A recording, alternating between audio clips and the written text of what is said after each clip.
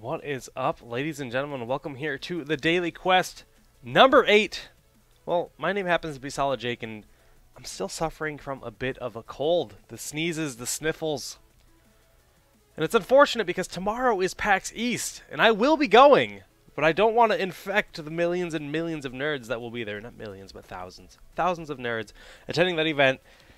But I'll tell you, it's not going to stop me no matter what happens. I'm going there, and I'm going to try out the new stuff. And you know what? Let's talk a little bit about PAX East, because if we look back at last year, PAX East 2014, I guess it would be last year, we saw quite a bit for Heroes. Honestly, out of everything in the entire year, except for BlizzCon, it was by far the biggest announcement we had in terms of Heroes of the Storm content.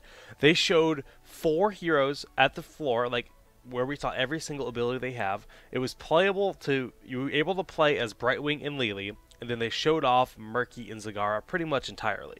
And then basically the way it worked is Brightwing came out right away, Lily came out a few weeks later, and then Murky and Zagara followed 3 to 4 weeks behind each. So they were released, you know, pretty staggered a little bit, but it was quite nice. But on top of that, they showed the hero models for Sylvanas, Kael'thas, and Chen. Now, that was one whole year ago, and we still do not have Kael'thas or Sylvanas.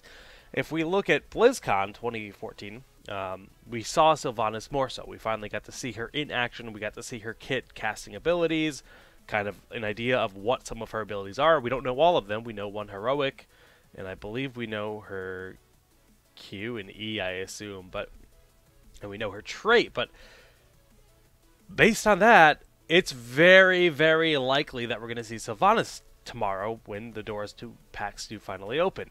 But the question is, who else are we going to see? Are we going to see 7 heroes unveiled at this event, like in the flesh?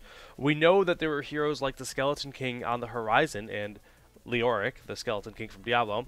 They happened to post a little video of him on the Diablo Facebook page just the other day. So that's kind of like hinting like, hey, look, you might be seeing Leoric at PAX and in Heroes of the Storm. Even though it's not on the official Heroes of the Storm channel, it's on the Diablo channel, still makes perfect sense because it's the same company at the end of the day. And that's the great thing with Heroes, is it actually just kind of revolves around all Blizzard IPs, so they have that synergy. Cool stuff. So if we have to guess, we're going to start throwing the guesses out. First guess, Sylvanas. Second guess, Leoric. Third guess, Tomb of the Spider Queen, the new map. But what else? What else could we see? Well, just to quickly run through the list, the other heroes that we know for a fact that will be in the game, of course, Kael'thas. He's still on the table. Rexar, we've seen him. Butcher, we know he's going to be in the game. Vol'jin, I think, was the troll. I get all the trolls mixed up. I'm terrible when it comes to the trolls from Warcraft. We know they're on the horizon, but I don't know. I'm hoping we have at least 2 playable, because that's pretty much the reason why I'm going to PAX. As soon as I start talking, of course, the cat does arrive, and she is looking at me. She'll find her way up eventually and be annoying, because that's what cats do. But what do you guys want to see? I'm looking at the chat. People are saying Nat Pagel, Butcher. Ooh, infect them all. No, I don't want to infect them all. Here's the cat. She made her way up. She wants to dance for you. Oh, she burped. That's gross. And yeah, that's good. That's good. You think 2 patches a month for heroes? That's a bit much. I think every 3 weeks would be good. But they seem to be kind of on that pace where it's going to be about every 3 to 4 weeks we actually get a new patch. And that seems to be about the release cycle for a hero. So based on when Lost Vikings came out, we've had them for several weeks now. We're due for a new hero. I honestly feel, ooh, Crusader. Crusader, we also saw it at BlizzCon, so Crusader is very likely. Magtheridon, he would be very cool. But we're actually very close to, needing another hero to be released. So I would very much like to see a big patch on Tuesday where we actually get 1 new hero and maybe the new map. Could be really cool. But who knows what else we'll see. There could be other features they talk about. They could talk about esports, talk about all kinds of things. And I am making this cat so happy. All that aside, PAX East is going to be a wonderful, wonderful time. And of course, since I will be there, there is no show tomorrow. So no shows tomorrow, no Kings of the Storm Saturday. So we're going to be doing a pretty fun episode today. Oh, she wants to say hi. Speaking to the mic, Cat.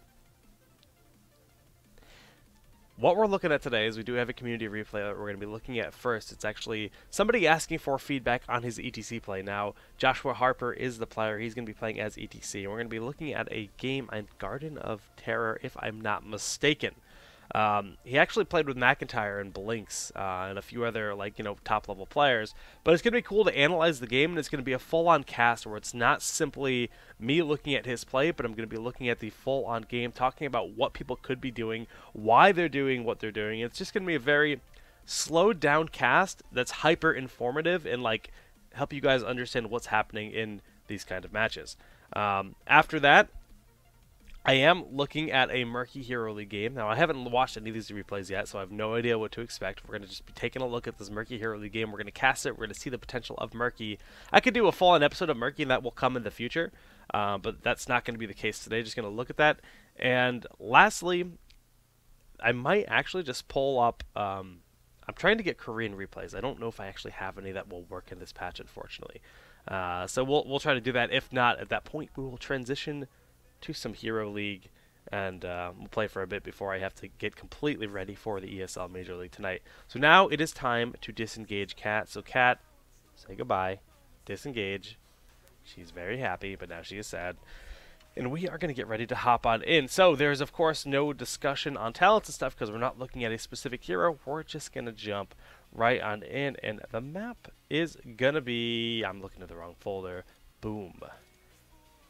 Yeah, we're going to go to Garden of Terror, and this is, once again, Josh Harper playing as ETC. Elvis Presley is his in-game name. That's beautiful. And I should probably enable game music so we have that, but if you guys are going to PAX East, please, find me. Say hello. I'm going to the Blizzard panel, of course, tomorrow night. I am very much excited for the event. And if you're going to be there, just come by and say hi. Alright, so we're booting up the replay. We're getting everything ready and dandy here.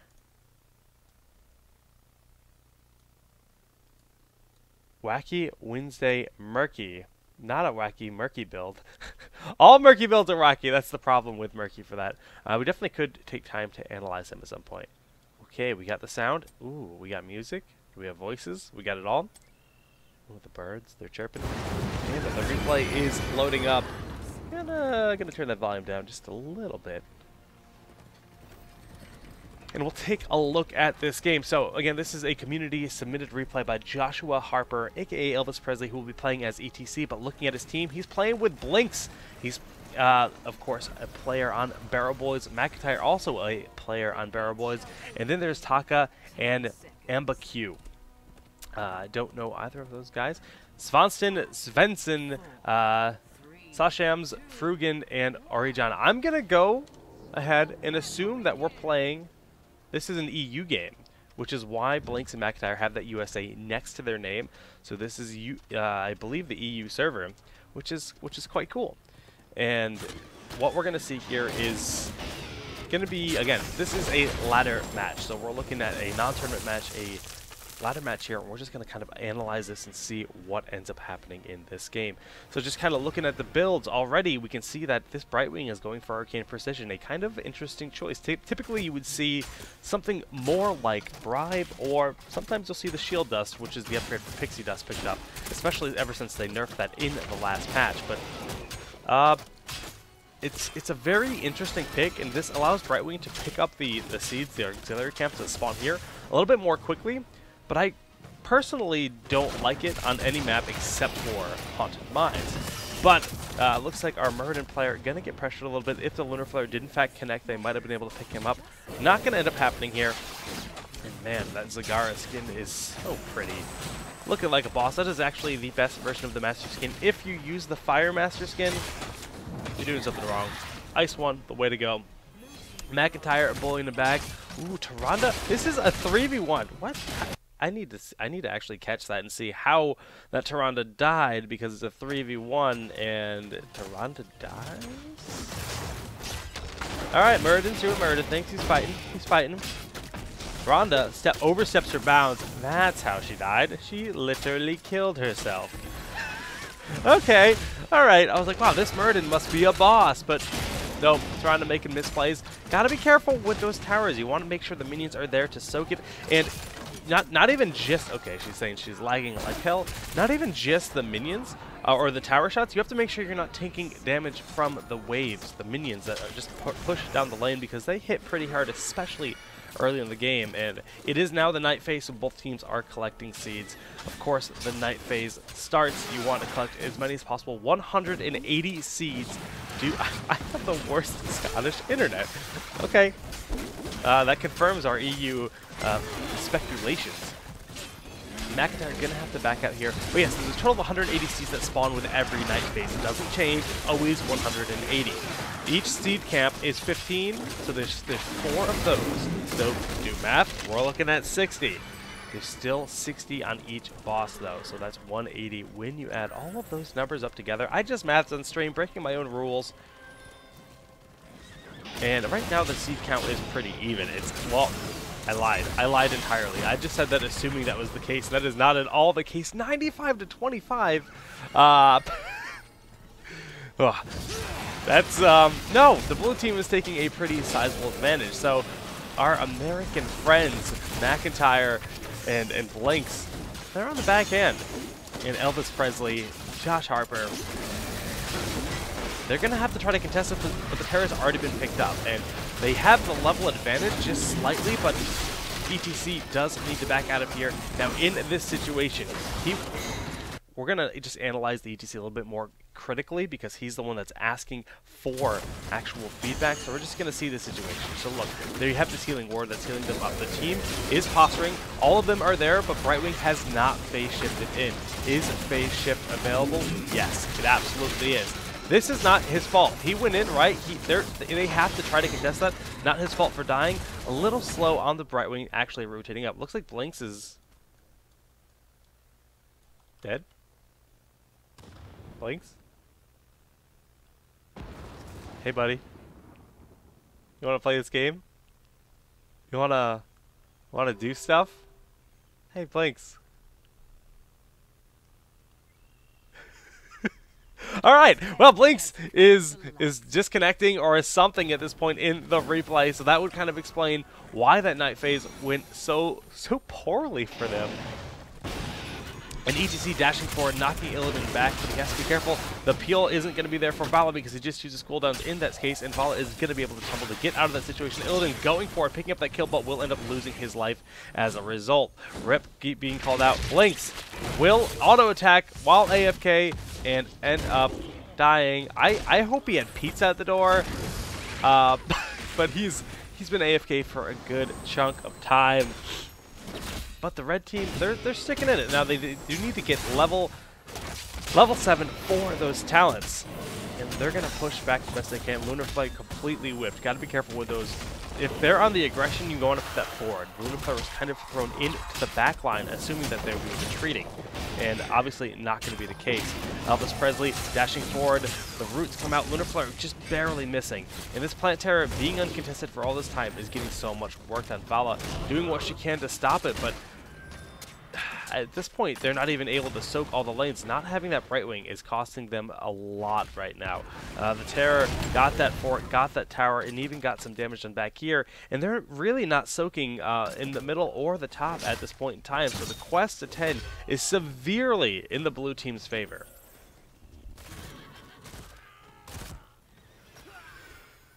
Blanks update. Still asleep. ETC looking around, and what can the red team do? This is kind of a weird situation. When you have a team, you have an ally that's AFKing or disconnecting or whatever the situation is, but not actually playing in the game. What you really need to do is just stick with it, because you gotta hope that they're coming back. You really have to hope that they're gonna be back in this game and it's gonna normalize. But you can't give up. But in this situation, when they're level 10, you're level 8, the hunt goes down onto our Vala player, and there is no chance for survival. Illidan is way too quick, and Vala will ultimately end up falling. You just gotta soak, and this is what they're trying to do. But the hunt did shut that down. McIntyre backing up right of edges will clip him, but the passive goes off, healing him up, and he taps that well. He can actually turn and fight this. If Illidan stays inside, taking the damage from the keep and those towers, it's actually a very poor situation. But McIntyre has to be worried because, again, stuns, roots, it's 4v1 in this middle lane. And they have the decent idea of soaking top and middle, but bottom still isn't being soaked. So Vala needs to cut her losses and actually just not be here. One of them needs to rotate bottom. TI3 Alliance, we will win late game. I see. TIC Alliance, Dota 2 references. Alliance, of course, being a European esports team owned by Good Game, or whatever the heck that company's called, AVG. And yeah, Brightwing. Still AFK, but when they hit 10, Brightwing's going to come back. I believe.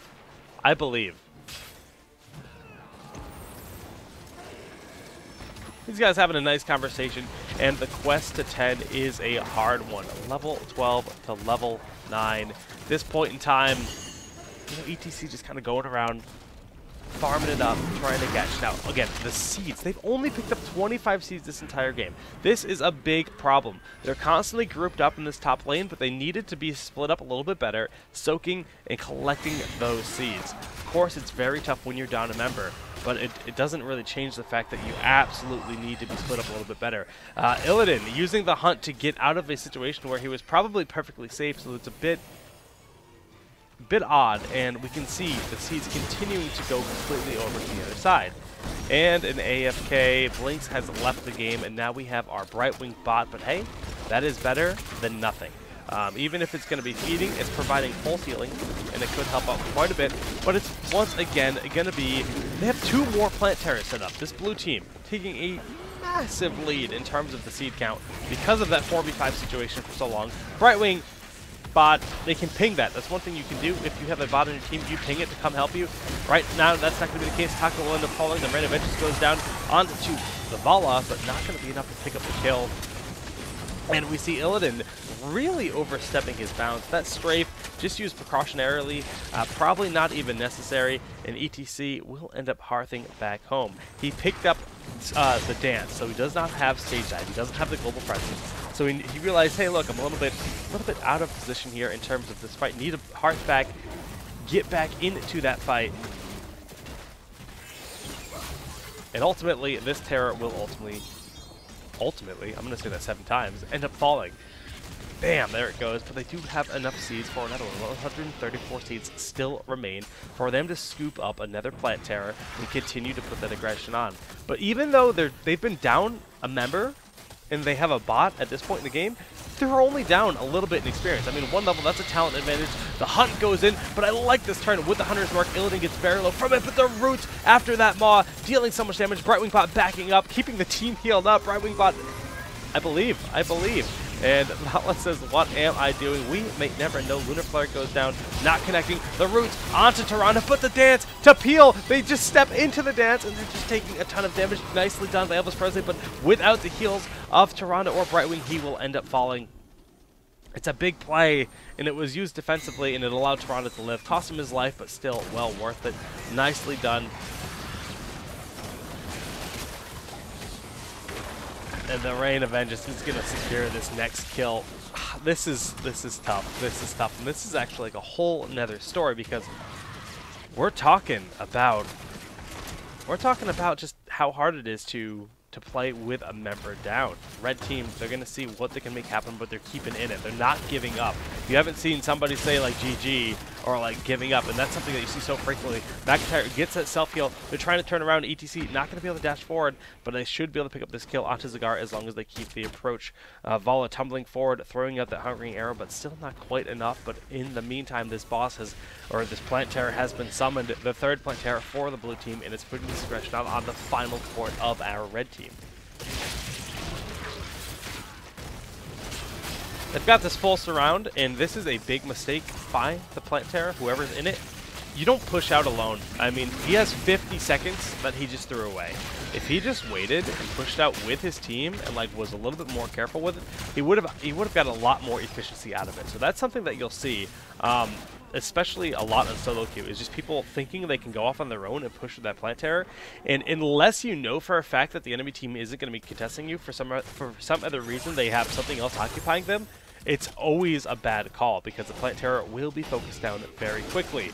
So a bit of a mistake there, but I like this positioning by Elvis Presley. He's pushing in, he's trying to catch them off guard, but his team needs to come in with him. Yes, he's saying, Raynor says fight, fight, fight, and they are going in. Big Maw going down onto 2 members. That Raynor Vengeance used a little bit early, but the second one will end up clipping them. The heals aren't real, they're staying alive, and that Strafe is just doing so much damage. The Polymorph Strafe is going to be able to pick off Illidan, and Malfurion will be the next to fall. So close, such a clutch situation, but they actually pick up a 2 for nothing, and this is the first time where they're going to be able to finally collect some seeds during a night phase. Zagara going to stop, take out this camp here, but will it cost her her life? Nope, she's going to be just fine. Ooh, she's stopping? They don't know. They have no idea she's there. That's so unfortunate because it's such an easy kill. But that is quite fine. Now rotating around. McIntyre is going to find this Vala player. He's going to shoot. Oh, not going to be able to kill her, unfortunately, unless he's... Oh, my goodness. He does have the double barrel, Pixie Dust, and Blink Heal from this Brightwing bot, keeping him alive in that Raynor build where you pick up double barrel at level 13. It gives you 2 shots, and it allows you to pick up the kill, so very nicely done by McIntyre. 16 just picked up here for our red team. He's going for the bullseye, so the first hit on the enemy unit penetrates round. They're stunned for 1 second, and it does 50% more damage. Elvis Presley getting healed up by our Brightwing bot. They're taking this boss, but yes, they need to turn around and they need to force the enemy team away. So I like that positioning, being like, hey, look, we're not afraid of you. Turn around. Tyrande did end up getting ganked in the bottom. I think she was soloing this, which is a bit of a misplay. But finally, we're going to have a Plant Terror for the red team. Brightwing is still, in fact, a bot. But looking at this bot build, we've got the Arcane Precision. We've got the Anti-Magic Powder. Very strange. Gust of Healing. Good. Okay, that's fine. Blink Heal. Phase Shield. And Sticky Powder. This is like the worst Brightwing build ever. I love it. ETC gets the plant or Tyrande. Tyrande says, I can. Tyrande better. Okay, good. Tyrande will be getting the plants and communication here from the red team. They're still fighting even though they have a bot, and they believe. Bruiser's picked up just before Zagara is able to contest them at that, and the Plant Terror has been summoned for the blue and the red team. Let's just pause for a moment and take a look at the various talents that we see in this game. Running through each and every hero's builds. Zagara is actually opting for the Reconstitution. That's 100% increased healing when you're on the creep. He's going for the Envenom Spines, Rapid Incubation, the Maw, and then he's actually picking up the Groove Spine. So that's the increased, that buffs the Hydra, doesn't get you the Muta, and then the double Hydra after that. Pretty standard build. Sometimes you'll see Corpse Feeders at level 1, and that's typically, and I use Battle Momentum at 7, that's what it is. So those are the only 2 variations you tend to see, and of course 13 you can get the Mutalisk instead of the Hydra. Malfurion, a full-on heal build with Hardened Focus. This is as healing as it gets. This provides the... is it 200% sealed on? Thank you.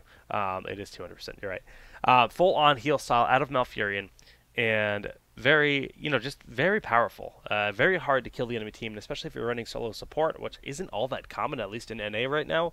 Makes a lot of sense. So we're looking at Illidan, standard stuff. When you consider Shadow Shield, but Marked for Death, your next, this is a bit, unique. He's picking up Marked for Death. He's picking up Follow Through, The Hunt, Giant Killer, and then Blood for Blood. So this is a very interesting auto attack hunt style Illidan. Not at all what we typically see in competitive NA, at least. In terms of Vala, kind of a middle-of-the-road build. Typically when you see somebody going for multi-shot, they stick to multi-shot, but we actually have Puncturing Arrow.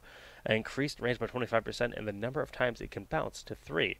And then Battle Momentum, Rain of Vengeance, and then Frost Shot. So other than Puncturing Arrow, it's a very normal Vala build. Muradin, yep, that's pretty standard stuff across the table. And then at Raynor. Raynor's a hero that he's starting to grow. He's starting to, increase in popularity a little bit.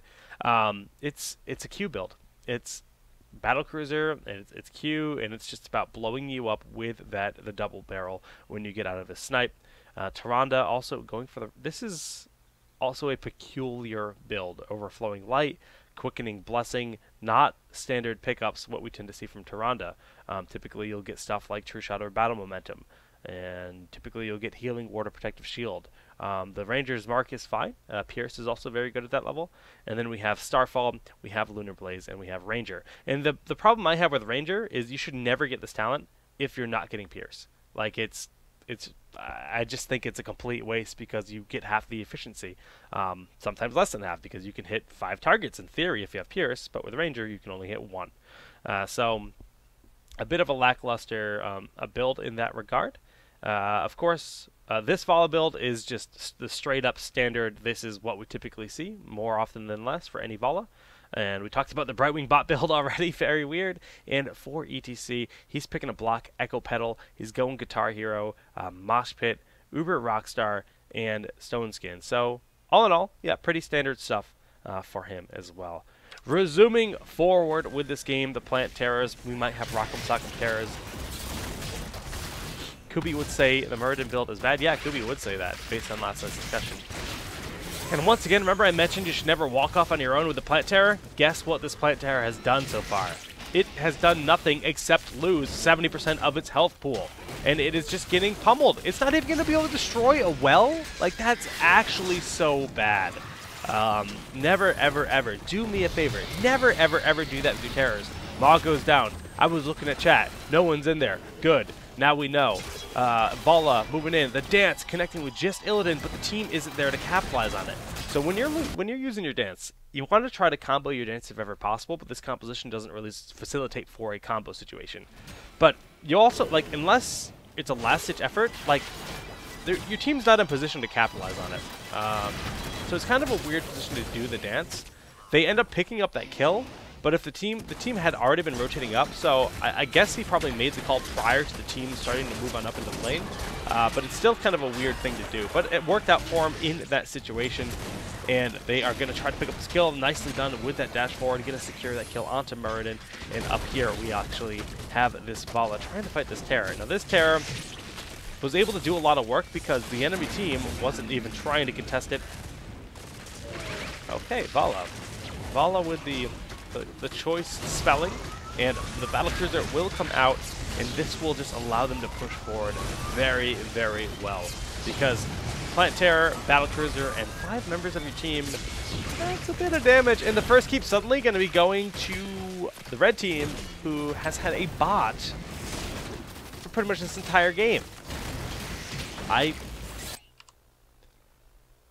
Well played, boys, because it's not easy to play with a bot, but I'll tell you, if there's one bot I'd want to have, it's probably Brightwing bot, because Brightwing, she's cool. She's cool. Is my green screen going to screw her up? No, it's pretty good. It's pretty good. Yes, I have the best Brightwing, of course. All right, resuming forward. Yeah, the Brightwing build kind of working out for him, and blank spot confirmed.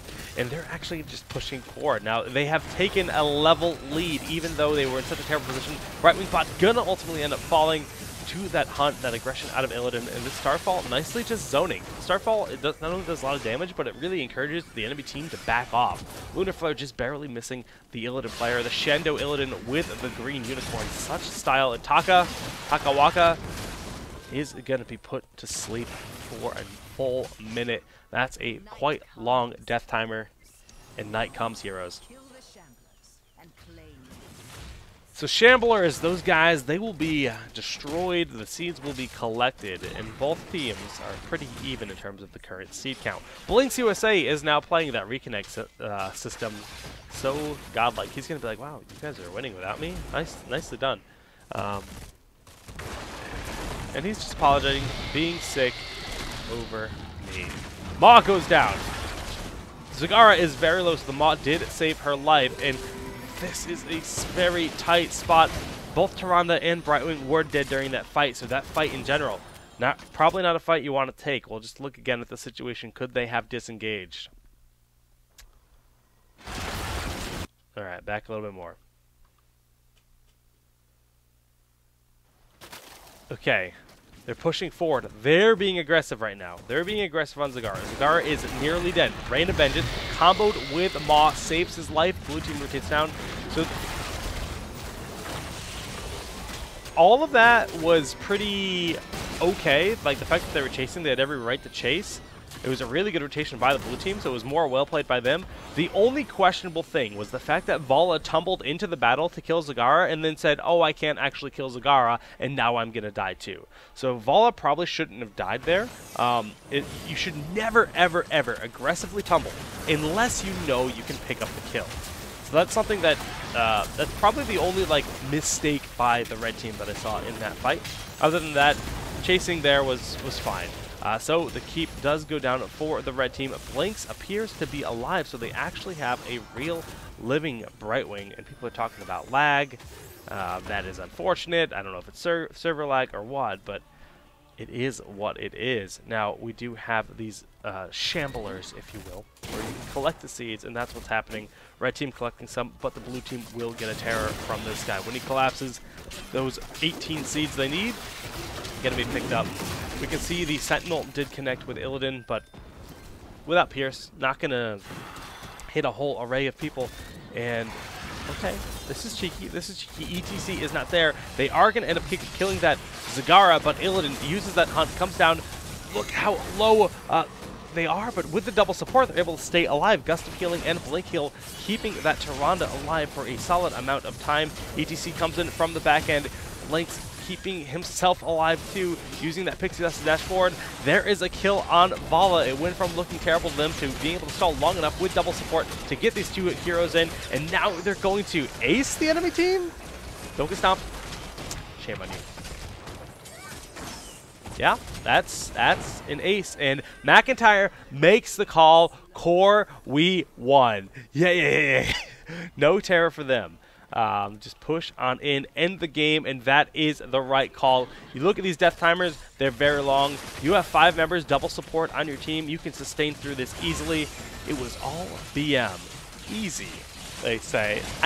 I'm actually very surprised. I mean, I understand Blinks and McIntyre are very talented players, and the team overall played well, but they more or less won a game with a Brightwing bot, and that is not easy to do. So, oh, yeah, I like it, Josh Harper. With that dance at the end, you got to get your style on, get your safety dance in. So nice. So yeah, Josh, thanks again for the replays. I know you sent me a bunch. I'm actually going to, I'm going to look at some of the other ones over the week and give you some more feedback privately, just based on that. But that was actually a pretty interesting game.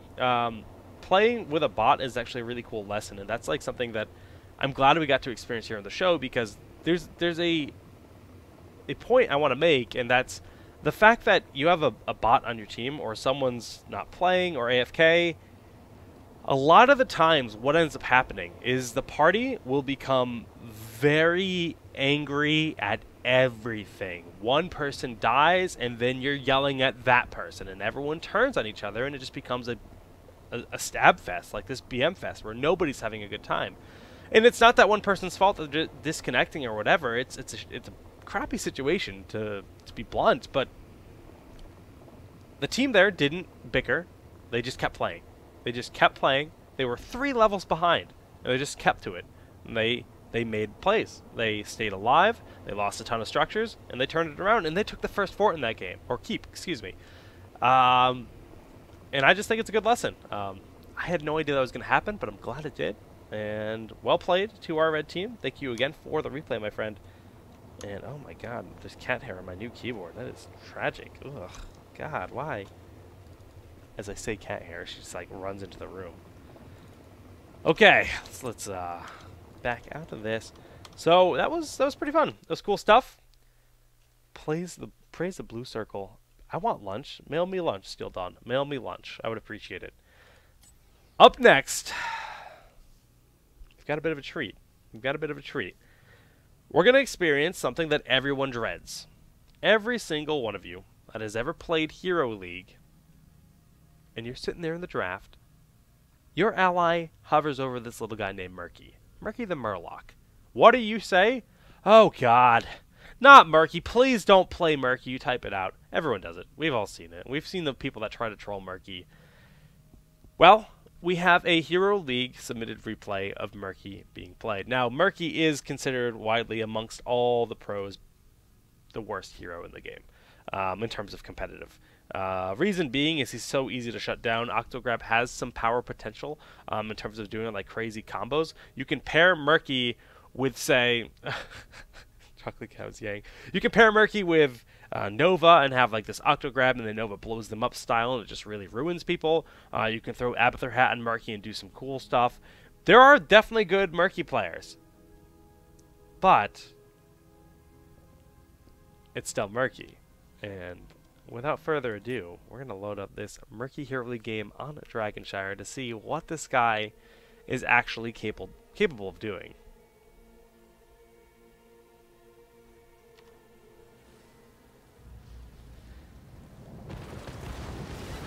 And looking at it's going to be Falcon X playing as Murky, so let's just clarify that. Looking at the replay here, we do have Zagara played by Viceroy Venom. It's going to be Sergeant Hammer played by Naviserts. Falcon X is our Murky this game. Respect playing Falstad and Wise on Zeratul. And on the red side, it's Vario playing as Tychus. Razahel playing as Stitches. Epion on Vala. Dugernot on Rainer. And then Squeak on Lily. Those are all such good names. Like, Dugernot is a great name for a Space Marine. Squeak is a great name for a little panda chick. Like, best roleplay NA. We're going to get slammed. Nice fish. Ah, well. Ha. Thank you. Have fun. Good. Good. See, they're already just, like, not excited. This is Hero League, so people take it pretty seriously. And it's pretty expected reaction. Falcon X taking it like a boss. Going in. He has the egg in the bottom. And he's just applying a bit of pressure now. Zagara going to have to back out, getting quite low. And take a look at the talents. Murky goes for Bribe. Murky is an incredibly powerful laner. He has a ton of wave clear. And with that, he can soak up those stacks quite well. Specifically on Dragonshire, you can actually rotate between bottom and mid rather quickly and soak Bribe stacks, incredibly fast. That's something you'll see teams like Coordinate if they have a Brightwing or Falstad on their team where they're running Bribe. But that's not going to be the case here with Murky, and when he dies, he does give 0.25 of a kill, and that's 0.25 experience of a level to the enemy team. You guys are asking, what rank is this? I don't know if he included that info in the email. Let's see if I can confirm that. But Zagara will end up getting very low, and oh my god, Falstad's going to fall, and Zagara is going to fall. Ooh, the value out of that Tychus. He's feeling like a boss right now. Murky's got to run 2.25 to 0 in terms of kills. Falstad, terrible. He's so upset. He's so upset. And red team, they're having a ball. They're pushing on in.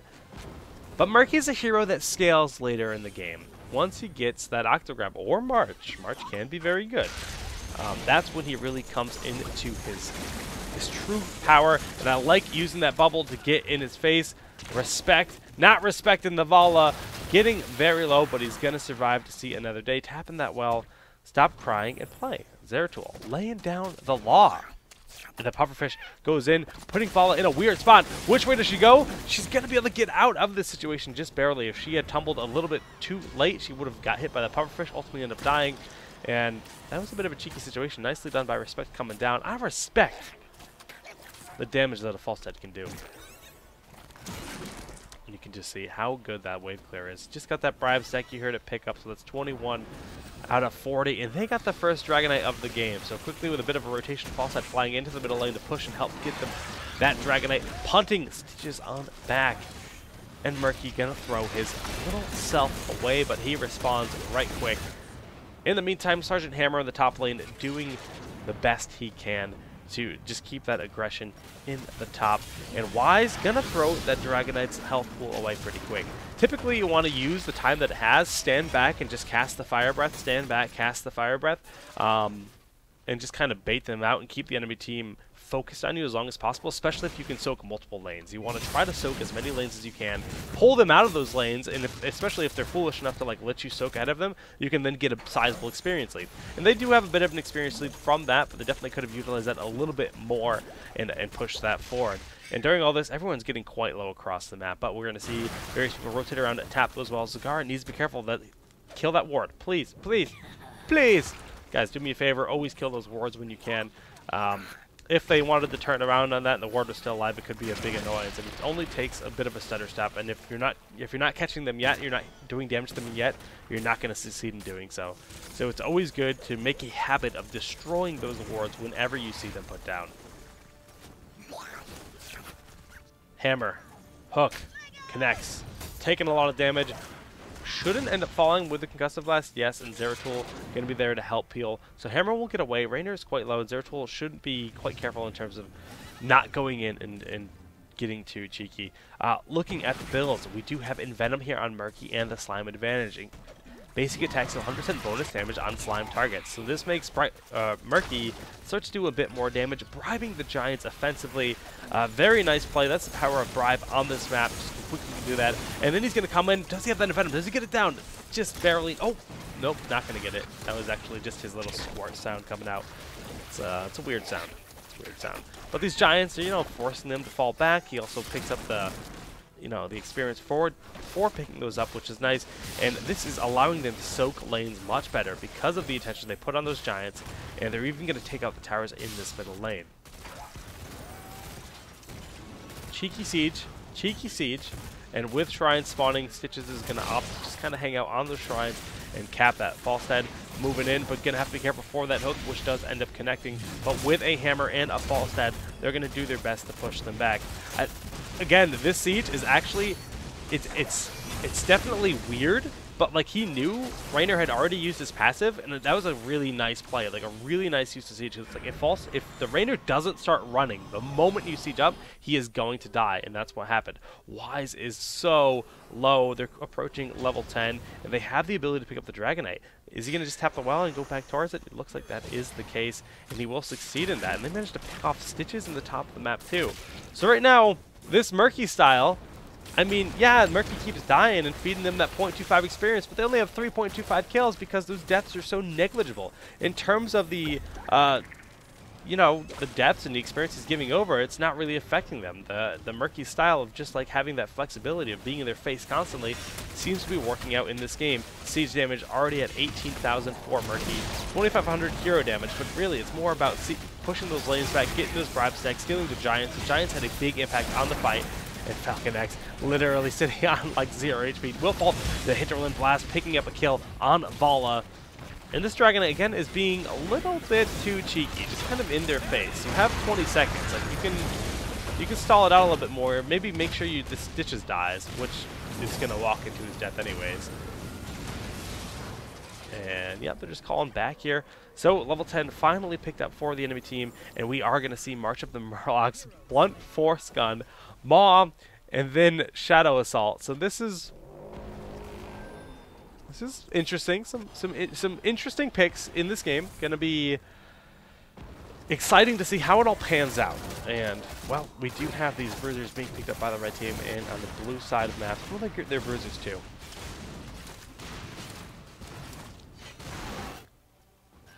False head flapping his wings, being a bird. That's what birds do. Murky's being a Murloc, riding a goat. That's what Murlocs do. And False head's calling MIA. So they're like, where are they? Well, hey, guess what? Top. Yeah, we see them. They're all top. 4 members here in the top, revealing as they push that back. They're staying grouped. They know they're behind, and their strategy has shifted to say, hey, look, let's stick together and pull this out as a team, because we don't know where they are, and we have been losing the fights. We need to catch up. So I like the call. Murky, once again, using his bribe stacks. Looks like he just used one and fought the Giant. They're picking those up. But this aggression in the top lane is strong. It's not going to matter that much. Shadow Assault going in. Hinterland Blast will pick up that kill on the Stitches, and oh my goodness, Zeratul able to blink out of that situation. The kill goes down on to Raynor, and False Knight is going to live. Are you kidding me? That was a 3v5, or 3v4, and it went in favor, and Falcon X wants this Tychus. Envenom goes down, and the Slime, oh, he's going to be able to get the kill. He's going to get it. No. 72 health points remained. Someone get bottom, says Zeratul. Murky has failed us. Shrines spawning in 2 seconds. And Murky and Cigar, they're in position for this bottom one. Hammer, thinking about it, says no, it's not worth the risk. I'm by myself, and I don't know who else is with them.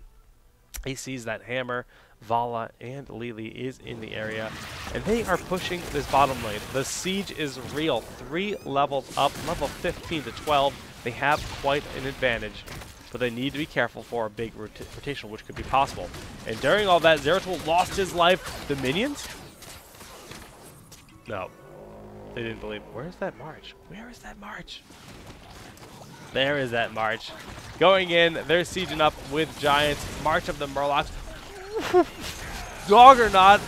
You doggered, bro, because you're gonna fall, and so is Tychus. They just walked into the mall. They walked into the March of Murlocs. The thing is, March is like easy to dodge, but if you walk headfirst into it, it's a pretty okay. We're just gonna go back a little bit more. It's pretty okay ability. It does a little bit of damage. I mean, so just looking here, they've got a sizable amount of health. They have every right to back out. They go behind their wall, and they're like, ooh, let's go kill that Zagara. That was a mistake. That was a massive mistake. That Brightwings deck means nothing to him, and the minions will end up picking up that kill on Tychus. Ma going off on nothing, and Zagara will ultimately end up falling. And an interesting exchange. You have 2 levels on him. Kill him. Hammer, just guarding. Lily, fighting a bird. And Falcon X continuing to be a murky boss. Oh, goodness. Wrong button. Pause. Let's look at the murky build.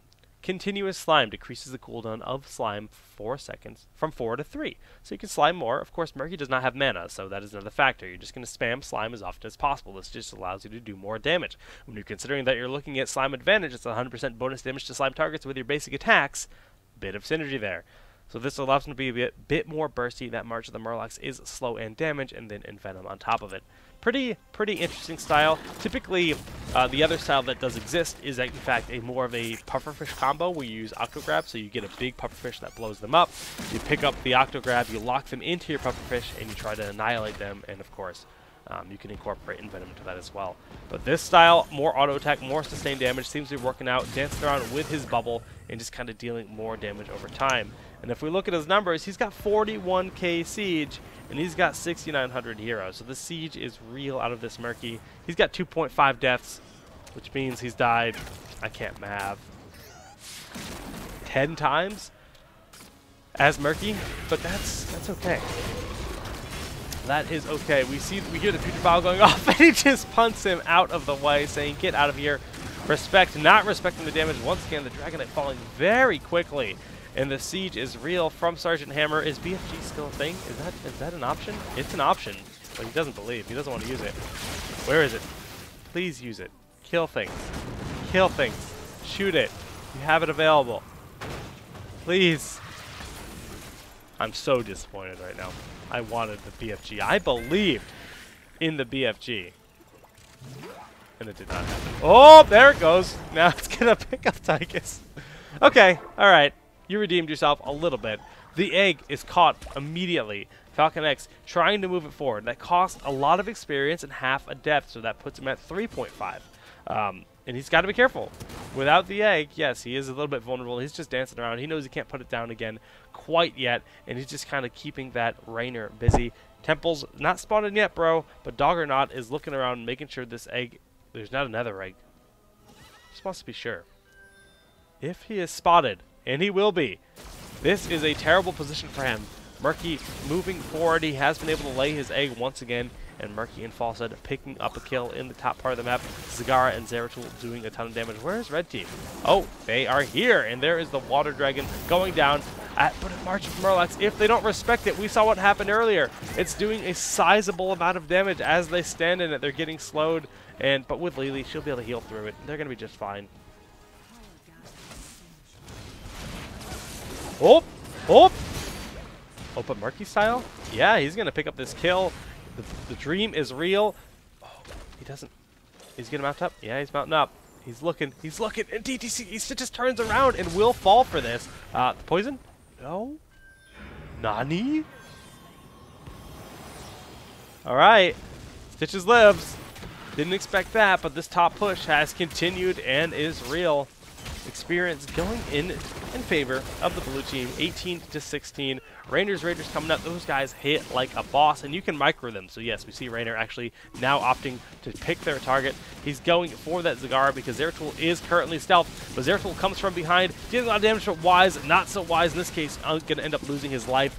And Zagara is actually in a terrible position as well because those Rainer's Raiders hit so hard. So Rainer going to take it two, he takes a 2v1 and wins it.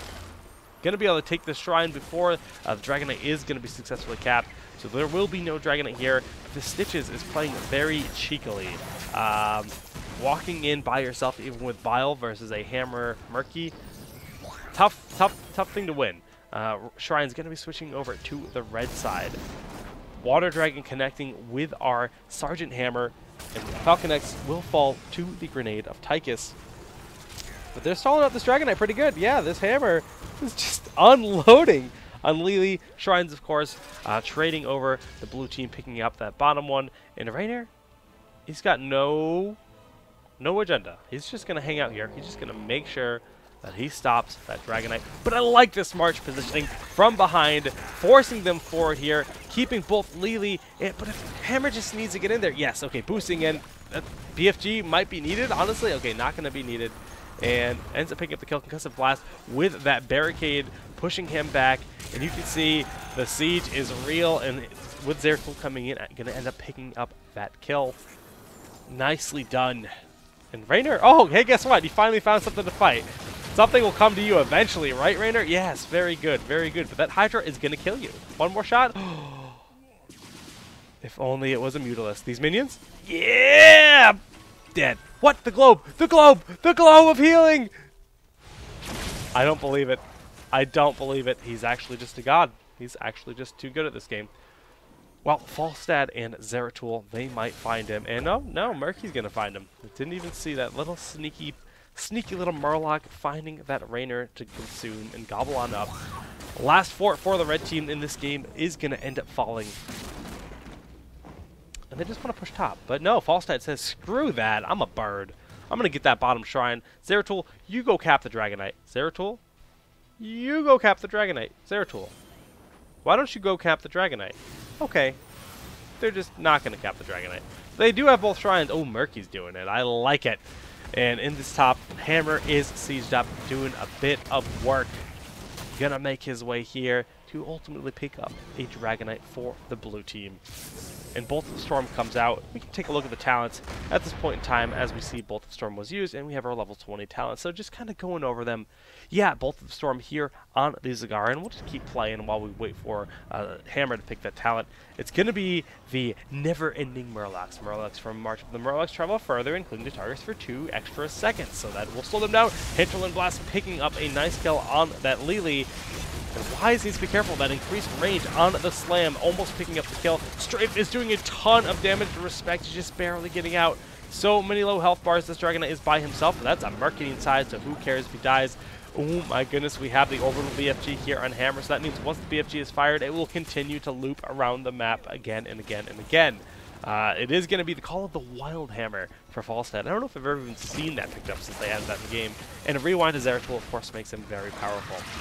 Red team, almost 19. They won't have those 20 talents for a wee bit. And Zeratul gonna try to put up a kill on Daggernaught. Gonna be successful, dodging the hook, getting hit by the slow of that keep.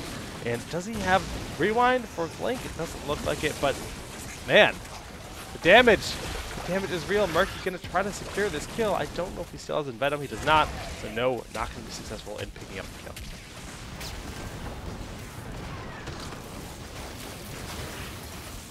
And yeah, Murky's working out in Hero League. Like I said, I don't know what rank this is, but so far so good. Blue team pushing forward. Hammer, he's in a very interesting position. Just kind of shooting things. Bolting out, making sure she's safe. Worried about the hook potential. And Murky pushing with these Siege Giants. Throws that Pufferfish down. It does a lot of damage to pretty much everything. It's one-shotting those minions. And that orbital BFG is just constantly pushing through the middle of the map.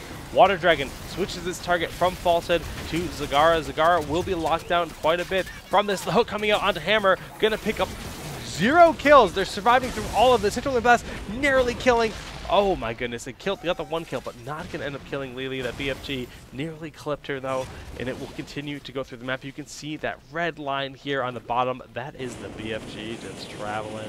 Bullethead Bill, Bullethead, Billet Head, I don't know what they're called. You guys can hate on me for that. I'll approve of it.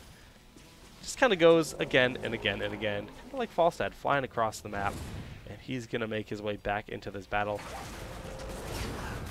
Doggernaut is going to end up falling. Look at that rifle he left behind. And there is that orbital BFG passing through once again.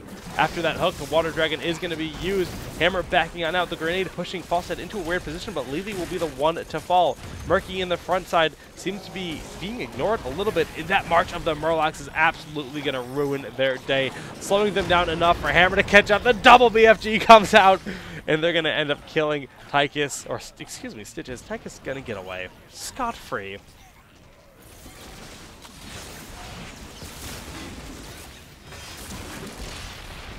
And yes, they're going to end up ending this game here. I think that's it. BFG, punt, smack, GG. Well played. Guys, Murky's not all that bad. Now, that build was interesting. Definitely has a lot of burst potential when you consider Blood for Blood and Envenom. And then you have the additional damage with the slime and auto attack and the additional duration on the slime. So it's just kind of like lockdown to keep people dead, but definitely interesting style. I always enjoy watching Murky, but man, when you're in that draft and you see that Murky pick up, your stomach sinks a little bit. You're just like, oh no. Oh no. Murky, Chocolate Cow, Murky is life. I guess he is Chocolate Cow. I guess he is. Murky is seafood. Yeah, that's fair. That's fair. So an interesting game there. Very fun. Thank you for the replay, Falcon X. Much appreciated. And guys, if you would like to send me replays to run over, review, and take a look at here for the daily quest, you can do so at solidjigegg@gmail.com. We are going to be doing an interesting Wonky Wednesday next week. So once a week we have a themed episode, which is on Wednesdays. And the next week happens to be Auto Attack Shadow Assault Illidan. So the entire theme is just like this unoptimal Shadow Assault Illidan, which Zeratul. I'm foolish, very foolish. No, I said Illidan. Zeratul, that's the name of the hero. And of course, we always see Void Prison picked up. Void Prison is a very powerful heroic. You can use it to save people. You can use it to zone out fights. You can use it to set up wombo combos. You can do all kinds of things with it. Well, Shadow Assault never, ever, ever sees use in competitive play, and I want to see what people can do in terms of different styles, because there's a lot of auto attack abilities that you can pick up onto that Zeratul, which is very cool. There a lot of potential, and I think we'll see diverse builds. I'm not going to give you guys a set build to use, but shoot me those replays for next week. You might want to wait till Tuesday to play your game. Of course, Wonky Wednesday is on Wednesday, because there very well could be a patch on Tuesday which would ruin the replay. Just giving you guys a bit of advice, because I'm expecting a patch after PAX East. But once again, I will in fact be going to PAX East, and if you guys will be there, come by, say hi. Go to the Blizzard panel, 10:30 Friday, 10:30 a.m. I think it's in the Alcatraz, Albacore. I don't know. It's in a theater that has a strange name that might start with an A. But I think that is going to do it here for today's daily quest. And I think we're going to play one game of Hero League. One. I don't know if there's a patch. Don't. We're hoping. That's my hope. I don't know anything you guys don't know. But with PAX East happening tomorrow, I suspect Albatross Theater. I really do expect us to see a patch either next week or the week after. Divine Shield Uther. Ooh, okay, to keep that Zeratul alive. I'm down for that. Liam. We can make that happen. But alright, guys, I'm gonna go take a quick break, really quick, and I'll be back in just a couple minutes playing some Hero League. I'm gonna try to hit rank 1 today. Gonna play 1 or 2 games today, because then I gotta get ready for the cast tonight. We have, of course, the ESL Major League. So we'll be back in just a few minutes. Thanks again for tuning into the Daily Quest number 8, and back in a bit.